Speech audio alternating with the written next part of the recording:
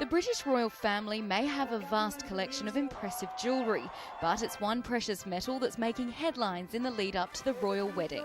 Will Meghan Markle follow tradition and have a wedding ring made from Welsh gold? There would be probably nothing more I would like to see this year. Jewellery companies don't get to have the excitement that we have through the involvement with the royal family. This isn't a normal thing for a jewellery brand to be able to talk about. So we're really, really lucky to have this tradition already built into the fabric of Clogau. In the late 1800s, North Wales was the scene of a massive gold rush. But after extracting what they could, the gold mines were closed in the 1990s. Welsh jewellery brand Clogau is a second-generation family business and was the last company to operate at the Clogau St David's mine, once the largest and richest.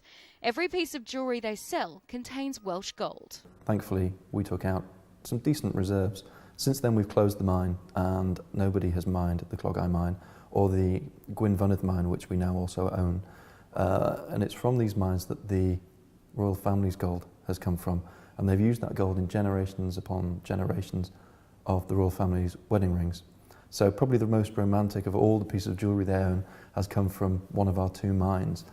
It's this scarcity and its association with the royals that makes Welsh gold so valuable on the market. The royal family was first gifted the gold in 1923. Since then, it's been used in 3 generations of royal wedding rings, including Queen Elizabeth's, her daughter Princess Anne's, Princess Diana's, and more recently, the Duchess of Cambridge's wedding band.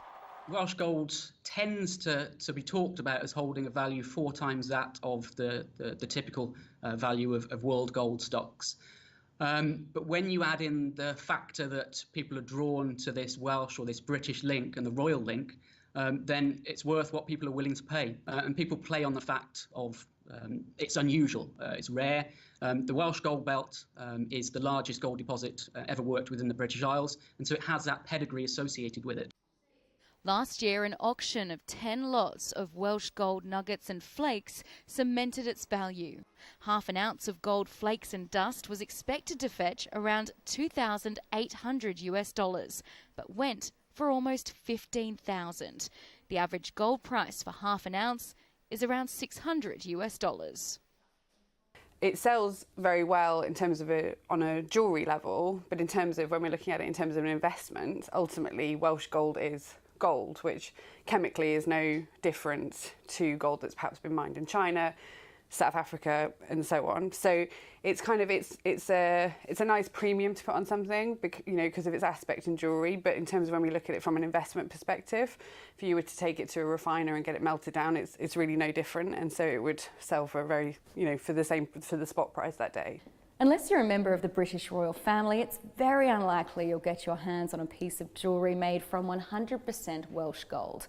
Instead, most pieces like these are combined with another form of gold, which means hopefully the small Welsh reserves that are left will last a little bit longer.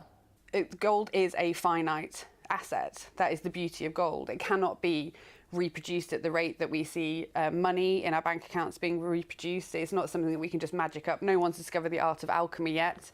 So of course gold will run out, the gold that we're mining, and that is why we are now at this point that we call peak gold, where we're discovering less and less gold and able to mine less and less gold, because it's finite, and once we have it, we keep it and we want to keep hold of it. There is still a chance there's more gold out there to find, and as Managing Director of Clogau, Ben Roberts would like to see mining resumed on a small scale.